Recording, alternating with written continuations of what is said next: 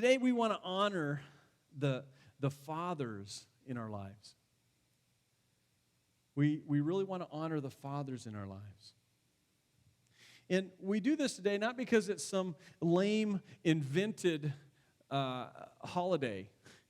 You know, I don't know if you noticed, but sometimes we have these invented holidays, right? I mean, Grandparents' Day. I'm a grandparent. I have no idea when Grandparents' Day is, okay? And I don't plan on knowing when Grandparents' Day is. I figure Grandparents' Day is every day that Joy comes to my house. That's Grandparents' Day.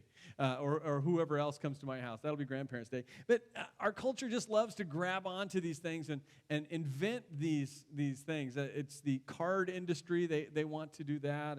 And Mother's Day started great and then kind of had a whole commercialization thing. And the history of Father's Day is kind of similar in that there was somebody who really wanted to honor her father.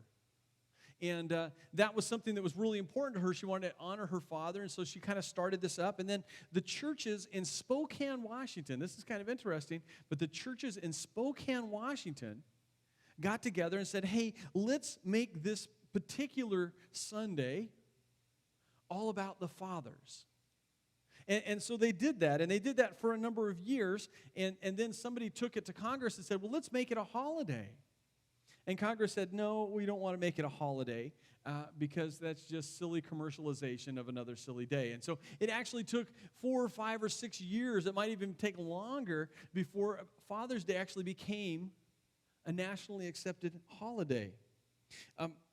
And the producers of really bad ties were so excited when it finally did become a holiday. And it's interesting because actually the commercial interest did have an influence on making it a day. They said, well, it's a day that we could really emphasize, dad stuff and tools and things like that. And, we could kind of look at it and just poo-poo it for that and say, forget it. It's just this contrived holiday and let's just get on with our yard work.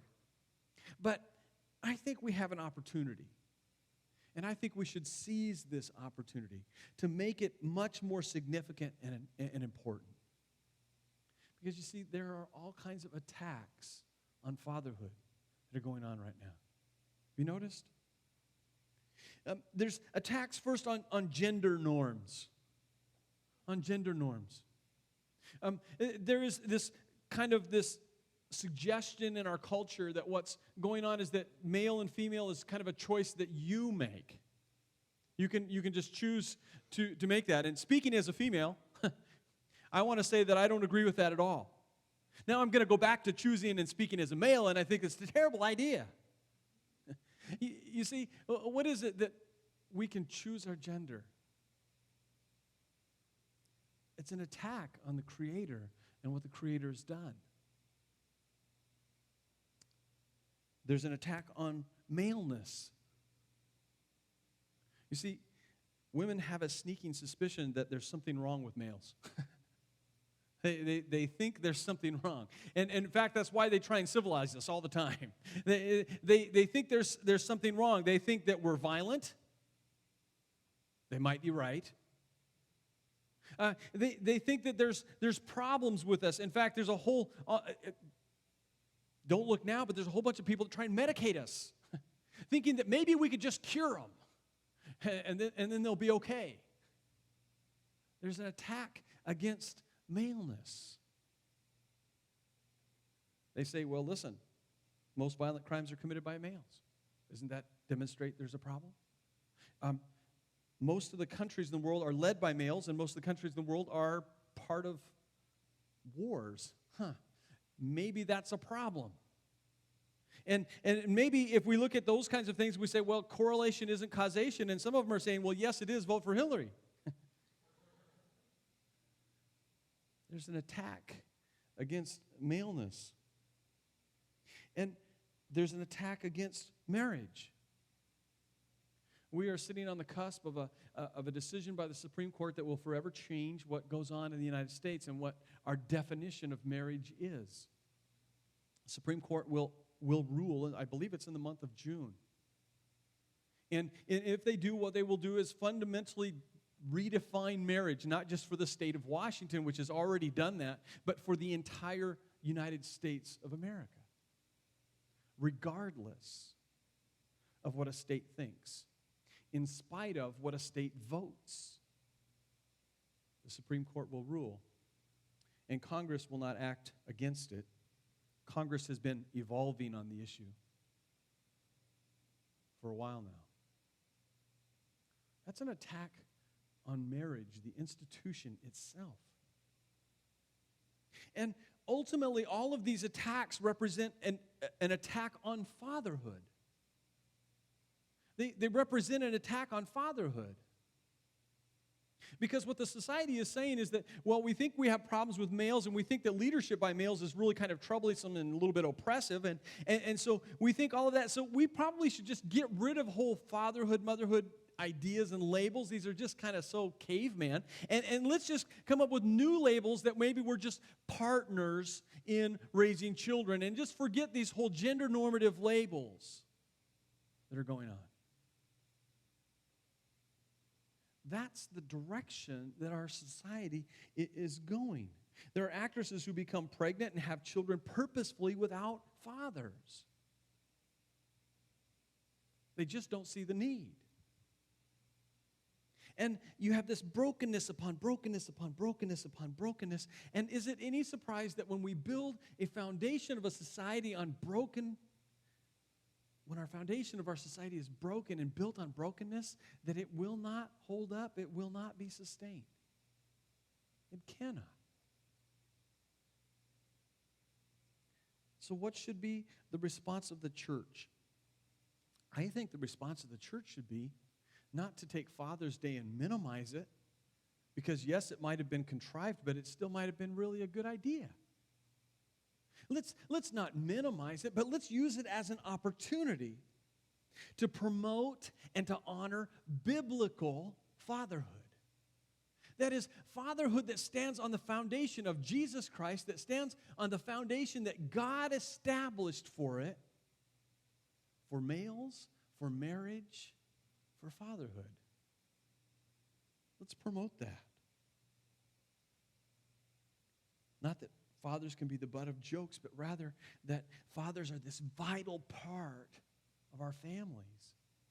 And we need to promote it and strengthen it and honor it. You see, fatherhood is vital to us. It's vital. You know, vital is sometimes a word that's overused. It's vital that I get my coffee. Well, that might not have been a good example.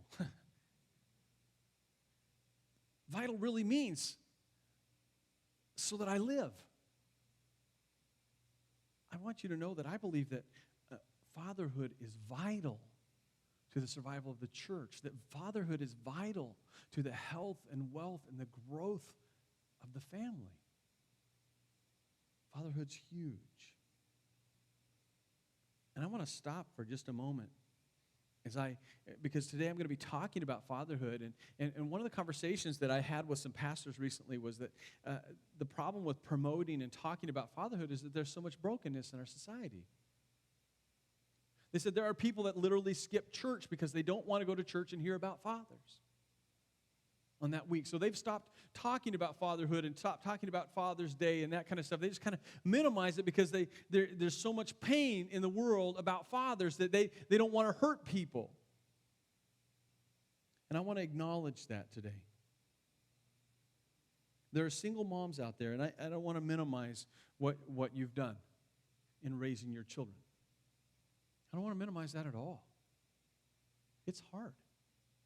It's really hard. It's hard to do well. In fact, I don't know too many single moms who that if you didn't talk to them, they wouldn't say, it's not supposed to be this way. It's not supposed to be this hard. I should have somebody here right beside me helping me along the way, and instead I'm having to do all this by myself. You see, I don't think single moms are mad that I talk about fatherhood, because I think they're mad because they've had to do it by themselves, and they wish and they prayed that that wasn't the case, but they did what it took. And I just want to honor that, but I also want to acknowledge that it's not the way it should be. It's not the way it should be.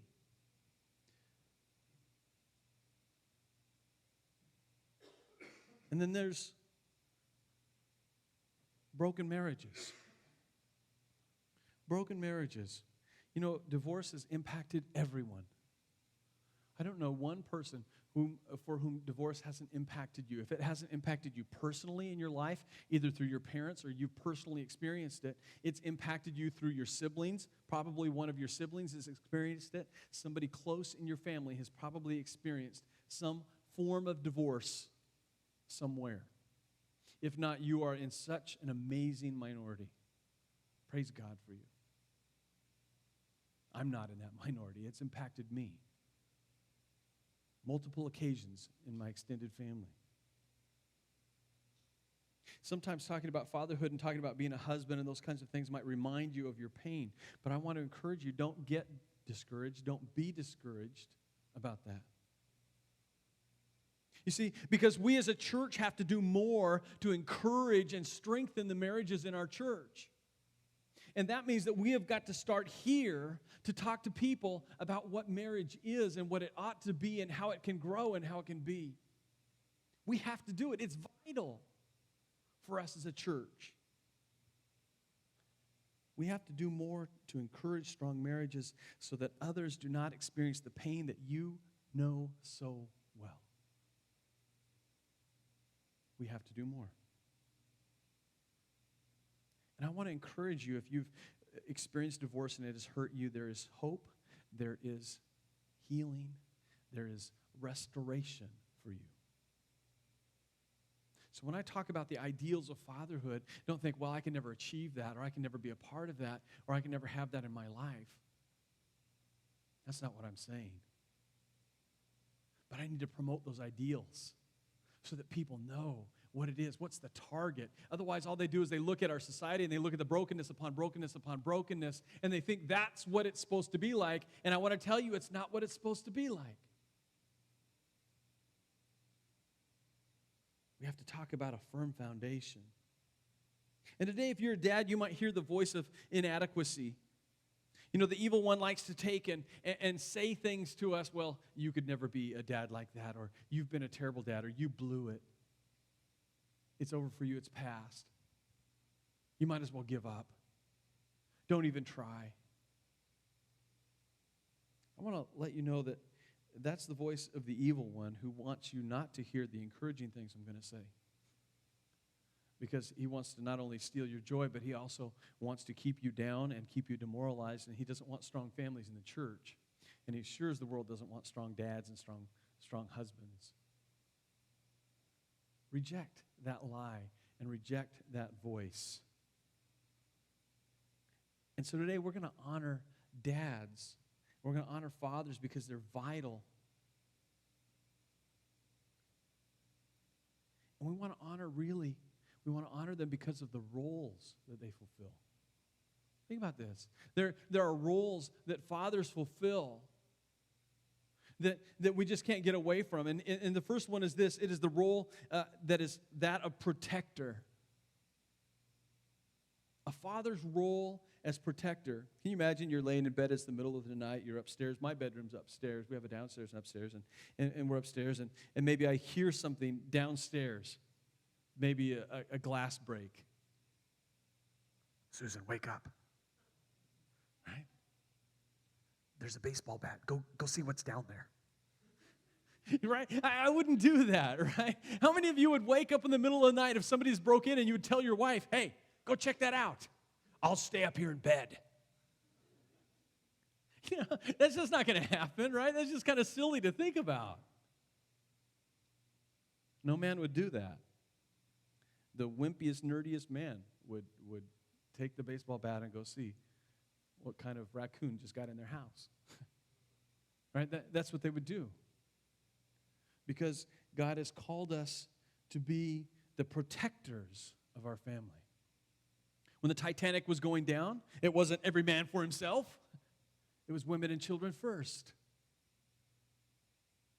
And the men stood back like that great thing on the Love and Respect. The men stood back and the women go forward and the men all look at each other. Yes, we die. You know, I love that. The men are the protectors. I love it when, I remember when I would go on trips away from home and I would have to leave and my sons were there. And I would look at my sons and say, take care of your mom and your sister. And, they might have been 13-year-old cockerels, right? Okay, Dad. If you have an ounce of testosterone in you, you understand that you are the protector. That's your role. And as males, we really get the physical protection thing. Oh, we like that. We just bristle. Women, you can go ahead and just feel your husband's arms right now. Guess what? They're gonna flex when you do it. But yeah, right? They can make the guns come out. They love that. We get that.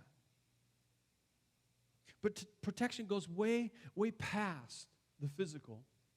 Your role as protector. Here's what Malachi says. Malachi 2:13 through 16, it says, another thing you do, says the Lord. This is a complaint. You flood the Lord's altars with tears. You weep and wail because he no longer looks with favor on your offerings or accepts them with pleasure from your hands. You ask, why? It is because the Lord is the witness between you and the wife of your youth. You have been unfaithful to her, though she is your partner, the wife of your marriage covenant. Has not the one God made you? You belong to him in body and spirit. What does the one God seek? Godly offspring. So be on your guard and do not be unfaithful to the wife of your youth. The man who hates and divorces his wife says the Lord God of Israel, does violence to the one he should protect, says the Lord God Almighty. So be on your guard and do not be unfaithful. The man who hates and divorces his wife does violence against the one he should protect. It's our role, men and husbands, to protect our wives and to protect the relationship that we have. We should do everything in our power to protect our marriage. Everything. Your wife is the one you should protect. The whole idea of marriage is that you would bring your wife under your roof, under your umbrella of protection, under your provision, under your responsibility. You bring your wife in. Your wife doesn't bring you in. You ever notice that? Right? You bring your wife under your umbrella of protection. You're now responsible. You have to protect it from unfaithfulness. Your marriage. Your wife. You have to protect her from unfaithfulness. You have to protect your marriage from pornography.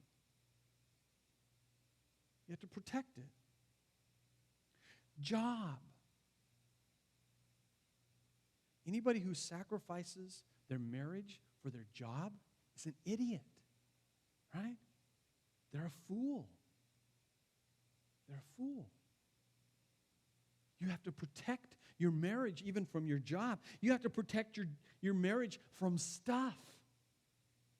There are people that are so consumed with stuff, whether it's the magical truck with the really, really big tires,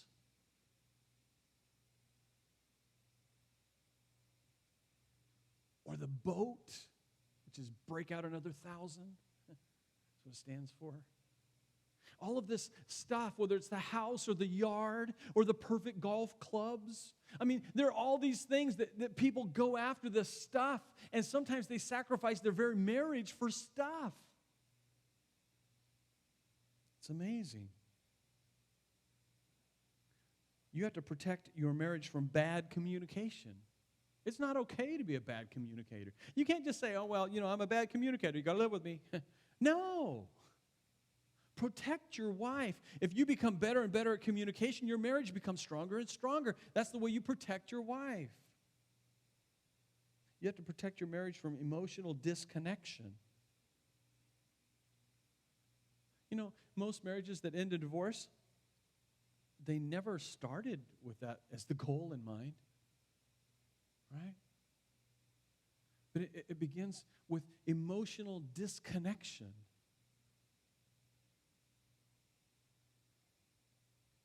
How about talking poorly about your wife? Ever get in a group of men where the men start talking bad about their wife? Oh, yeah, the old ball and chain. You know, and they begin to go on and talk about things. And the men are all now looking at their wives going, no, it's never part of that. Somebody else's work site. But that's what happens, right? And all of a sudden you get in a group of men, and pretty soon you can think of something that, maybe you can complain about with your wife, right? She always cooks my eggs just a little bit too long. I don't know. I think she does it on purpose. And you begin to say things like that. And pretty soon you begin to develop sunglasses for your wife, which is the negative things that go on in your life or the negative things about people. Listen, if you want to marry the perfect wife, wait until you get in the kingdom of God but even there's no marriage. So, well, you're stuck. We're imperfect people. We're broken people. You don't take two broken people and put them together and think, oh, now we're all going to be fixed. No, we're just broken people holding hands going together. That's all it is. We have to protect our wives from that.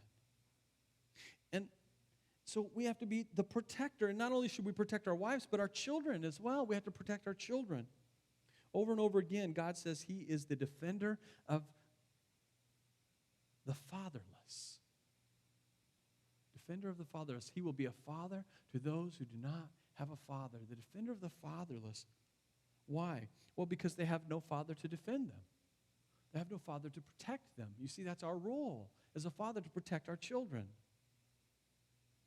And physical protectors, yes, but fathers, there's one area that's probably the greatest challenge of our era, and I just really want to challenge you on this. Protect your children from pornography. Protect your children from pornography. Kids 8 to 12 are getting their sex education and their brains altered by pornography in our culture. Their brains are being altered by it. And here's the thing, they don't even realize it. They don't even realize, these kids that are growing up with this, they don't even realize that it's a lie. They don't realize it's a lie. They don't realize it's not real.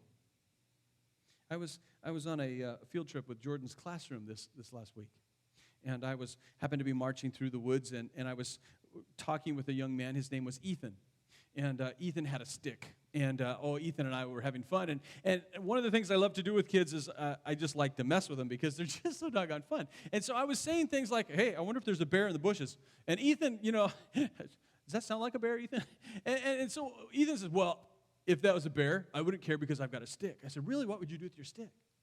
He says, well, I saw a movie where a kid had a stick and it was real sharp, and the bear came and attacked him, and he killed it with his stick. I said, wow, that's cool. I said, Ethan, I don't think that would happen. I think the bear would swat your stick out and eat you. In fact, you're kind of small, so I think you'd just be a little Scooby snack for him. All of this to make him feel safe and secure on the field trip. And so he says, because I saw it in a movie. And I said, well, you know what? I saw this movie where the cars, they really weren't cars, they were aliens, and they turned into giant robots. He says, yeah, I saw that one too. That's so old. That was like Transformers. I said, guess what? It wasn't real either. It's just a movie. You see, the thing that kids aren't understanding about pornography is it's not real. It's a two-dimensional representation of sexuality. It's a cartoon of sexuality. And it's terrible.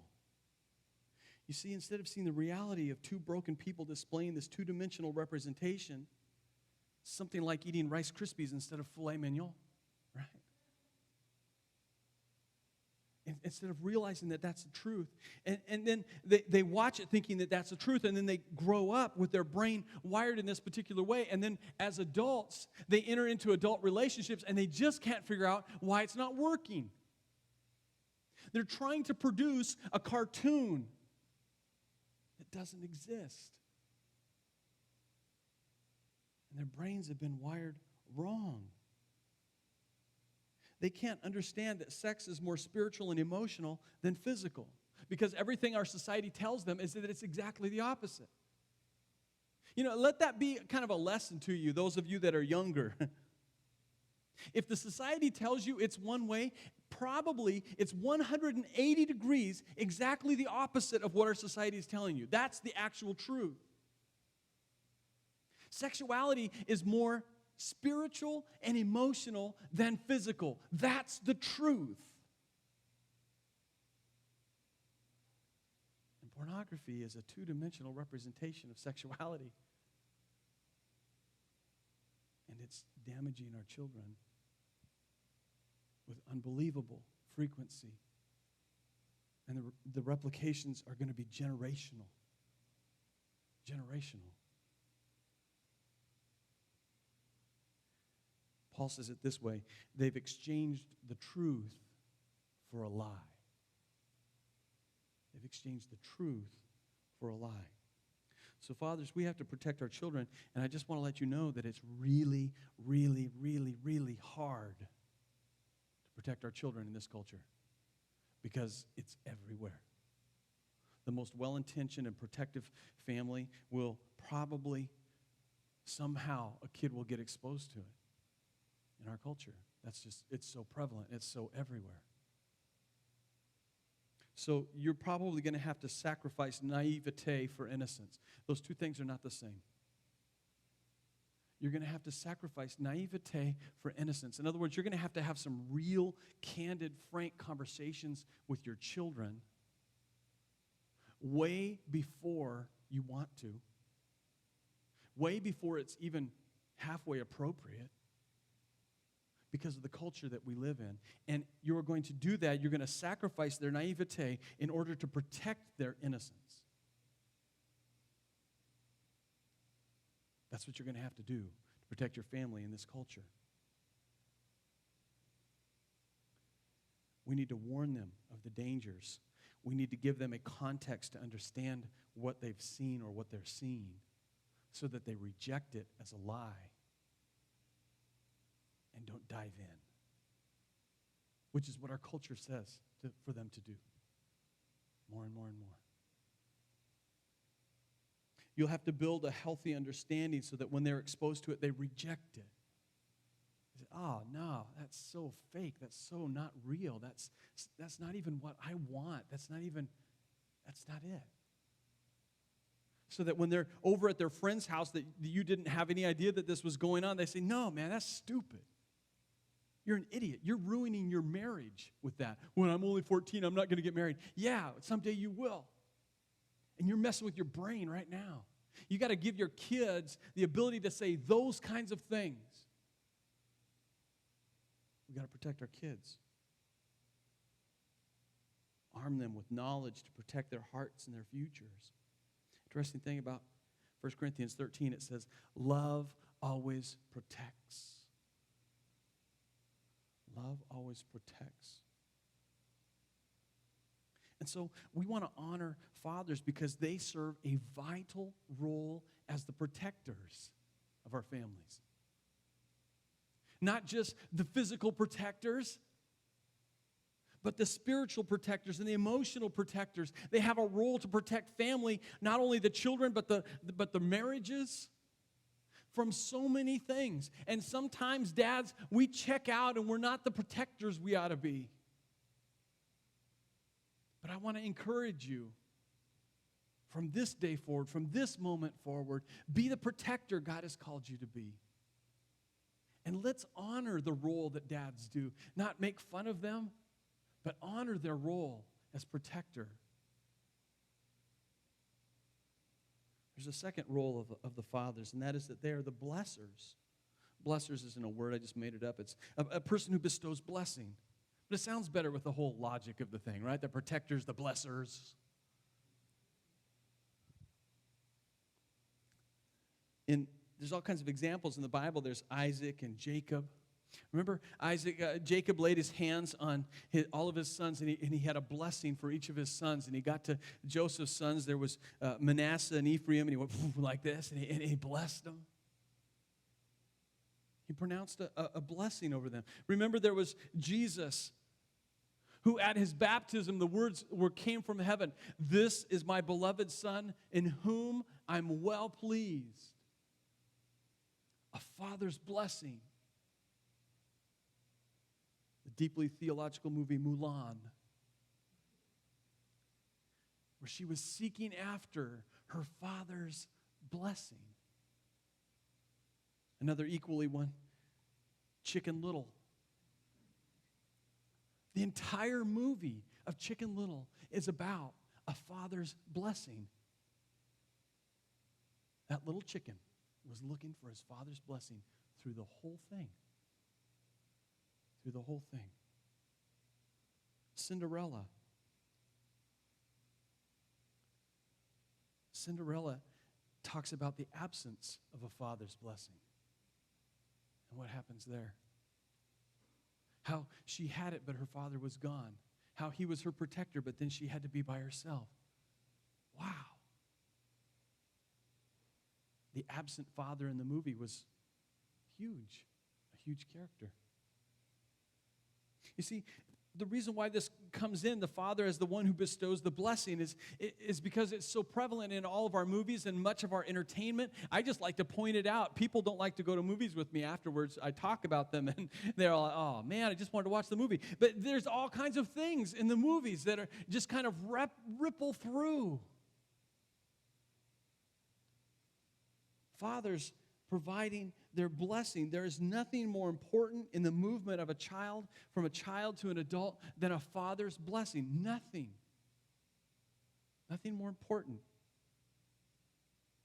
And if you don't get it, you will try and replace it. You see, if we didn't get our father's blessing, we will try and replace it with something. Men try and replace it with achievement. Somehow I'm going to rise to the top of the corporate ladder. I'm going to move. It's all aggression. I got to keep going higher because I have to prove that I'm a man. I have to prove that I'm worthy. I have to prove that I am the king of my domain. Achievement. Trying to replace their father. You see, the interesting thing about being a man is that you cannot actually be a man. People will not recognize you a man. Only other men can do it. You are not a man until other men look at you and say, "You're a man." Watch The Man from Snowy River. You are not a man until the other men around you say, "You're a man." And there's one person who tells you that's the most important person in your life, and that is your father. When your father lays his hands on you and he looks at you in the eye and he blesses you and he says, "You're a man," that goes to the very soul of a man. And daughters, too, have to receive the blessing of their father. Daughters need to know that they're beautiful. They need to know they're beautiful. On the inside and on the outside. They need to know that. They need to know that they're worthy of a man that would cherish them. And for them in their life, probably their father is the most important man in their life. And when the most important man in their life looks at them and says, "You, my daughter, are beautiful, and you are worthy to be cherished by any man." Wow. That cuts to the soul. A little bit of an aside. Fathers, demand that a young man asks your permission to date your daughter. Demand it. It's not old-fashioned. It's a pronouncement of blessing on your daughter. What it says is this: "You are so important. You are so priceless. You are so treasured. I will protect you, and any young man that would come and date you has to go through me." In man culture, we get it. We get the implied violence, right? Yeah. We get that, you can be cleaning your gun, whatever, you can be sharpening your knife. We get the implied violence in male culture. And it really is there, ladies. I'm not just being funny. It really is there. And so, fathers, if you don't demand that the young man that wants to date your daughter comes and talks to you first, what you're telling your daughter is, "You're really not that valuable to me. Anybody can date you. Anybody can do whatever they want. because you're not that valuable. Demand it, fathers. And young men, if you don't have the courage to pluck up and ask a father for permission, you're not a man, you're a boy. Stop playing around with dating until you grow up. That's the reality. Time to grow up. You're too young to date if you don't have the courage to be a man, because that's what men do, is they go and talk to a father because they want to honor that young lady.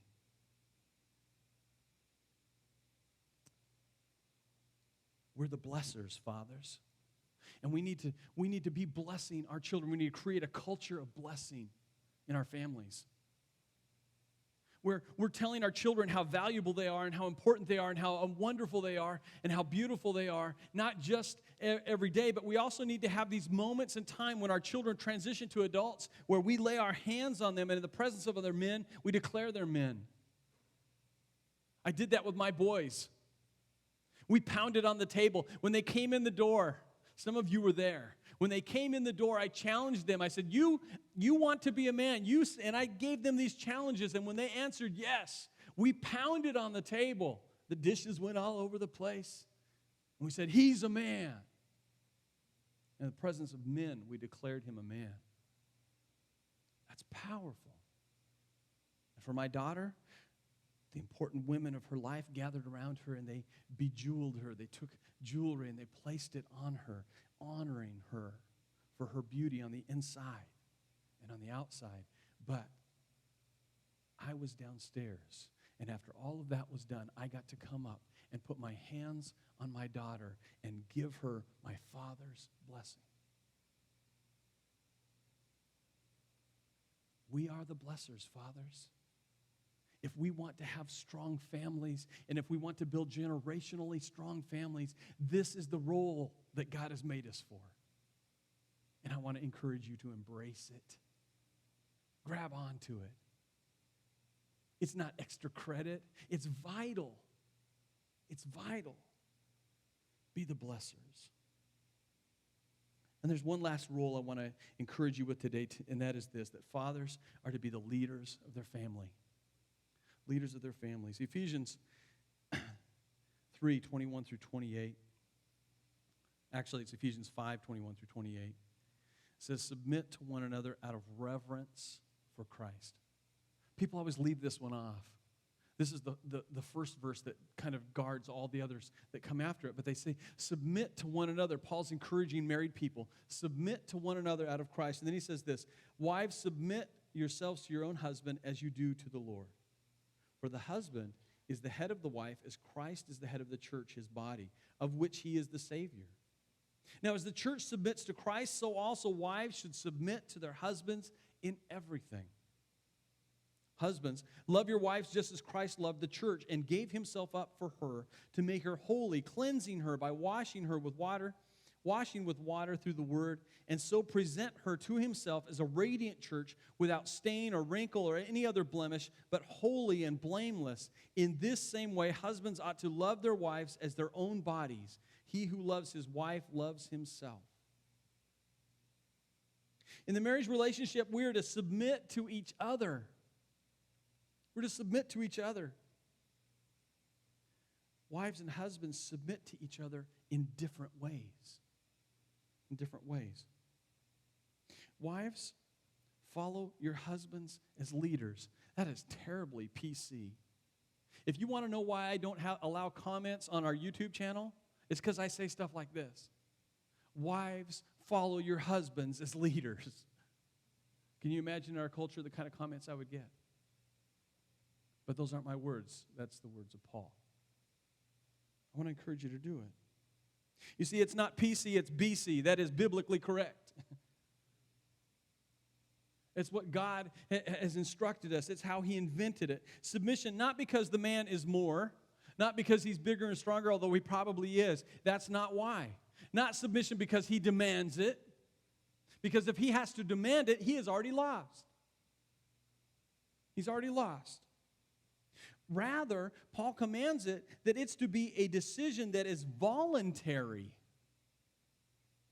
Voluntary. Intelligently voluntary submission. It is the wife looking to the husband saying, I will follow you. I will follow you. Funny thing is, you are not a leader if no one will follow you. Ever notice that? You're not a leader if no one's following you. You're just taking a walk. But if people follow you, then that makes you a leader. And husbands, and I just want to let you know this, wives, God has placed the husbands in this role. And if you do not joyfully, voluntarily, willingly submit to your husbands, then it turns out that they probably won't try and lead. Because they will not demand it. They will not physically demand it. What they will do is they will just check out. And they will become emotionally distant. It's amazing to me that women don't connect these two things together. But I'll tell you this. If you help your husband lead by saying, I will follow you anywhere you go, if you help your husband lead by voluntarily, willingly submitting to his leadership, he will cherish you as a priceless treasure. Because you know what? It's tough to be a leader as a man. And when you have somebody who is so intimate with you, who loves you so much, who looks up to you with adoring eyes and says, I will follow you anywhere, he is going to protect that with everything he's got.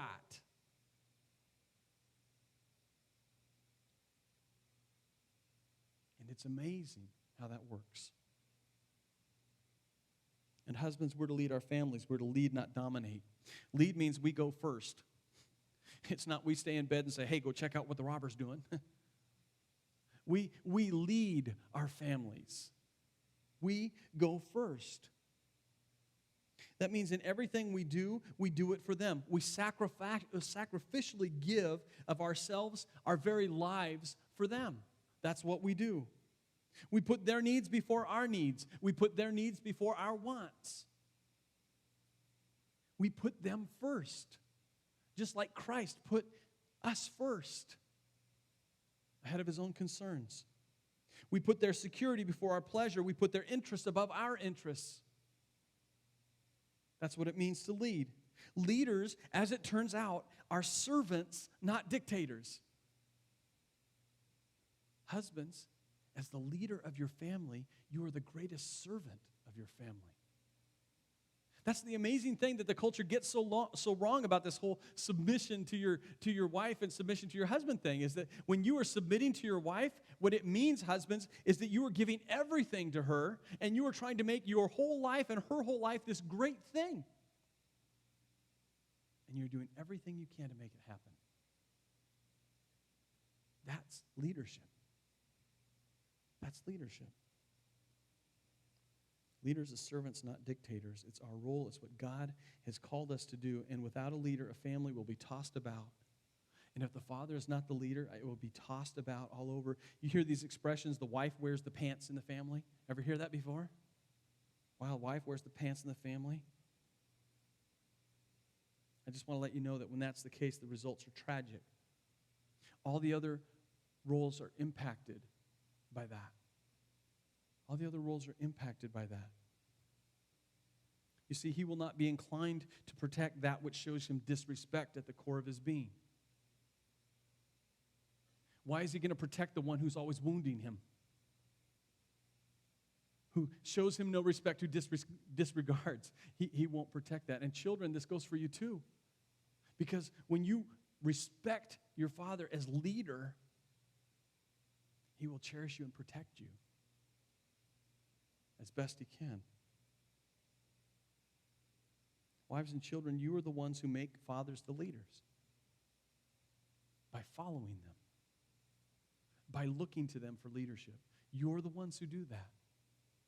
Fathers, we have a responsibility to lead, but wives and children, you make them the leaders. That's your job. That's your role. And if you don't make them the leader, they will just check out, become emotionally distant, be vulnerable to somebody else who will look to them for leadership. That's what they'll do. You might be thinking he doesn't deserve to be the leader. Well, great. Then help him, support him, build him up, encourage him so that he does deserve to be the leader. Do everything you can to make him that. You might inspire him.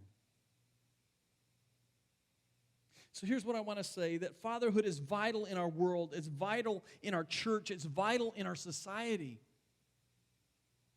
And if you're a father, then you are fulfilling these roles. And maybe today I've really challenged you. Maybe you've thought, wow, whew, that is a tall bill. I just want you to know that you are already doing these things. But I want to encourage you, do them more and more. Do them greater and greater. Be more purposeful. Be more deliberate. Do it more out loud so that people see what you're doing. Recognize these roles. Grab onto them. Own them. Fathers, you can do it. It's vital to our families. You've been delegated some of God's authority, and you've been given this responsibility with these little ones. It is just so amazing. Take it and run with it. Steward that authority, steward that responsibility, steward that role of father. Be the protector of your wife. Be the protector of your children. Be the blesser, the one who blesses your family. And be the leader. Lead your family like a shepherd leads sheep. Taking them where they need to go, protecting them from the monsters of this world. Be that leader. And I want to encourage all of us that we should honor the fathers in our lives. These are the roles that God has made for them. Honor them and honor them in them. And we want to do that.